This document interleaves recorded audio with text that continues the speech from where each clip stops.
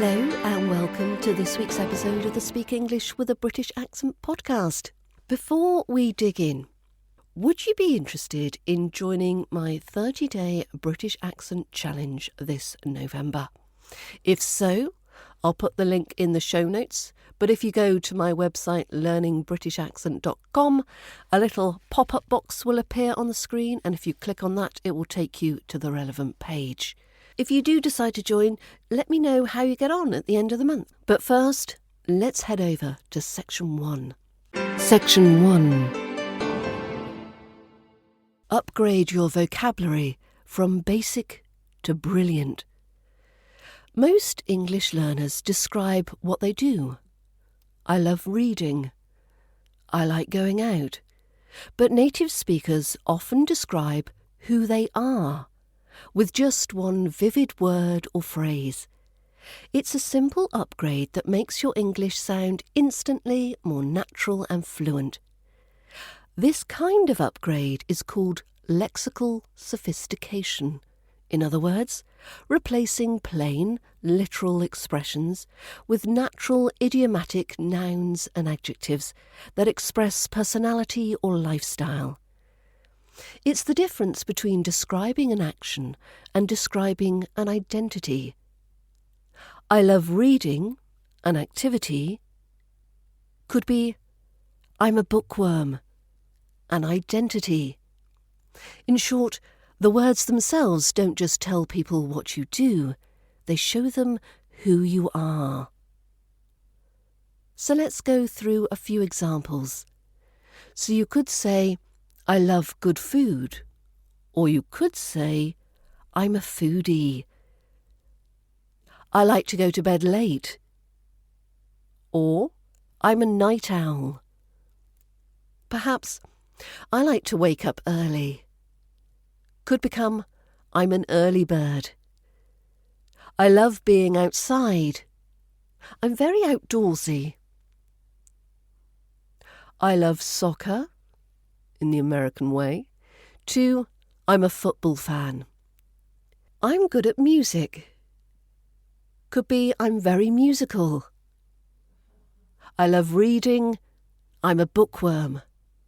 I look after my house. I'm house proud. I love partying. I'm a party animal. I love watching sports. I'm an avid sports fan. I love meeting new people. I'm a people person.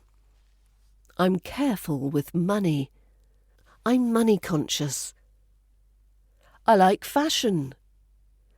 I'm quite fashionable or a style conscious person. I love helping others. Could be I'm a good Samaritan. And how about I love trying new experiences becomes I'm adventurous. So let's polish some of these up in RP. So foodie, we've got that long oo sound, foo, and a clear d, foodie. Night owl. So night, we got that clear I, glide, and we link smoothly between the t and the owl. Night owl, night owl. Outdoorsy, there's the strong or sound, door, and a light z, outdoorsy. Bookworm, we've got the short sound in book, it's not book, book, and the long sound in worm, bookworm. House proud, we're linking that s sound with the p. People person. I'm a people person. Stress people. And we reduce the vowel sound in person. So when introducing yourself with these, use a slight rising tone on the key phrase. It's confident, friendly and natural. I'm a bit of a foodie, actually. I'm quite outdoorsy. I love hiking. So try rewriting your introductions with these identity words. So don't say I like going to bed late. What could you say? I'm a total night owl, for example. Don't say, I love reading. What could you say? I'm such a bookworm. It sounds instantly more native, doesn't it? So let's practice some sentences. I'll put these in the show notes. I'm quite house-proud. I can't relax if the cushions aren't straight. He's a real party animal. First to arrive, last to leave. She's an early bird. She's done more by 8 a.m. than most people by lunchtime. I'm rather outdoorsy. I'd much rather be hiking than shopping. I'm a people person. I love meeting new faces. So learning advanced vocabulary doesn't also mean longer words. Sometimes it's about choosing the exact one that captures your personality. That's lexical sophistication in action, sounding fluent, confident and unmistakably natural. May you never again say, I like good food. You, my friend, are a foodie. This podcast is brought to you by Wise, the app for international people using money around the globe. With Wise, you can send, spend, and receive up to 40 currencies with only a few simple taps. Plus, Wise won't add hidden fees to your transfer, whether you're paying bills in the local currency back home or receiving pounds, rupees, or yen from loved ones overseas. You'll get the mid-market exchange rate with no extra markups. Join 15 million customers and download the Wise app today or visit wise.com. Terms and conditions apply. Section 2. How to sound subtly British at the supermarket. If you ever visit a British supermarket, you'll notice two things. One, everyone pretends they don't want the same loaf of bread. And two, nobody knows how to use the self-checkout properly. But we all pretend we do. So today's topic, supermarket English. The words, phrases and pronunciation that'll help you blend in like a local shopper. So here's some vocabulary you'll actually hear. Firstly, shopping trolley. Shopping trolley. Americans say cart, but in Britain it's a trolley. Let's grab a trolley. This basket's getting heavy. Then we have shopping basket. Shopping basket. Not basket, basket. We've got an R sound. Basket, not basket. Aisle, aisle. Now the S in aisle is silent. You'll find tea bags in aisle 4. We've got the fresh fruit and veg section. Fresh fruit and veg section. Brits often shorten vegetables to veg. I'll meet you by the fruit and veg. You'll also hear the deli counter, where you buy sliced ham, cheese or olives. Could I have 100 grams of cheddar, please? Then there's the freezer section, home to ice cream and frozen chips. And we've got the tills. This is where you pay. In American English, it's the checkout. There's a shorter queue at the tills near the door. And now we've got self-checkout. This is the place where everyone talks to the machine. Unexpected item in the bagging area. And you might hear price tag. This is the small label showing how much something costs. Some extra useful phrases you could hear. Do you have a club card? That's a loyalty card question you'll hear in every Tesco. Would you like a bag? Bags usually cost between 10 to 30 pence, sometimes more. Sorry, could I just squeeze past? This is your classic British aisle etiquette. These are on offer means they're discounted. And buy one, get one free, or bog off. So imagine this announcement in a British supermarket. Good afternoon, shoppers. Today's special offer, half price on strawberries in aisle 6. Can you repeat it smoothly with a calm, clipped RP rhythm? Now, record yourself saying, "Excuse me, could you tell me where the tea bags are, please?" Keep your tone polite and intonation slightly downwards at the end. It's British Supermarket Survival 101.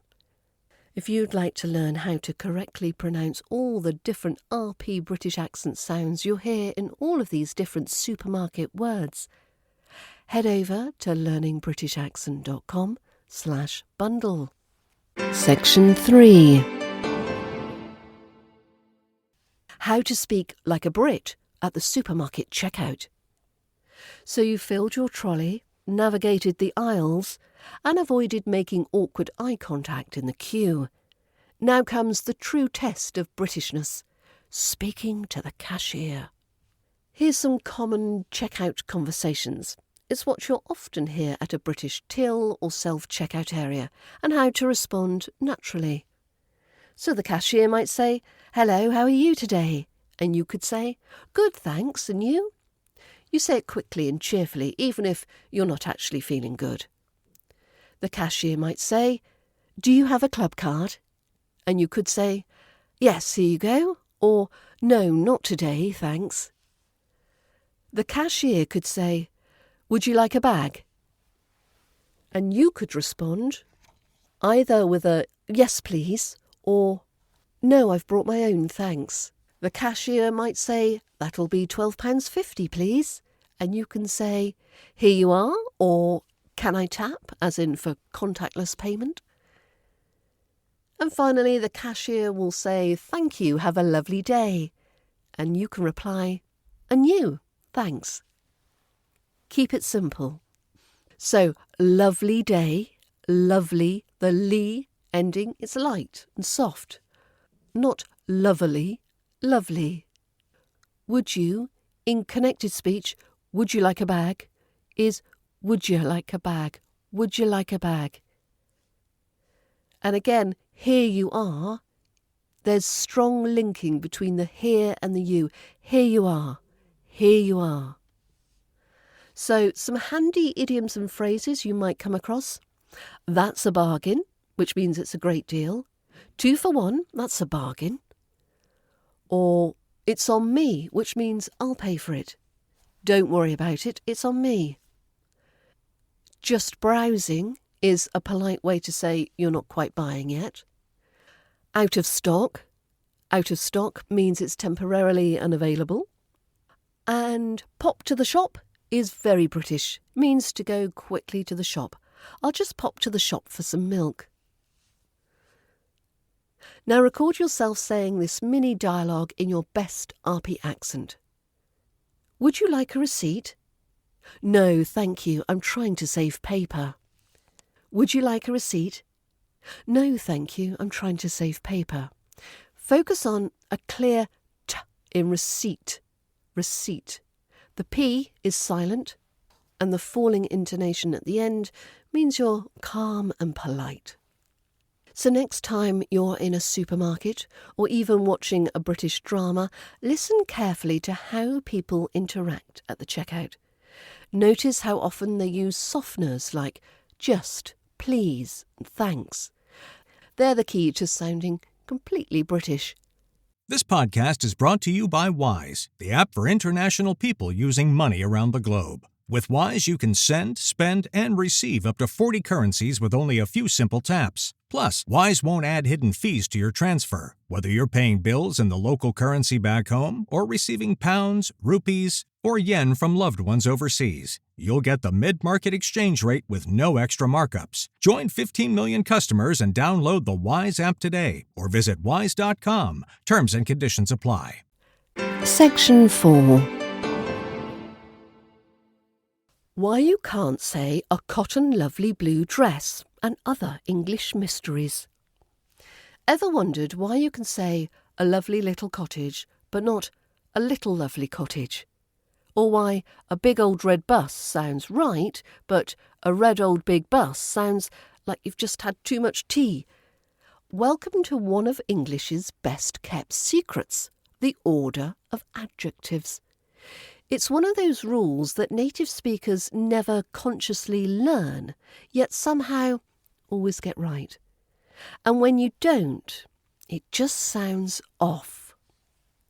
So when you use several adjectives before a noun, they tend to follow this order: determiner, quantity, opinion, size, physical quality, age, shape, colour, origin, material, type, purpose, noun.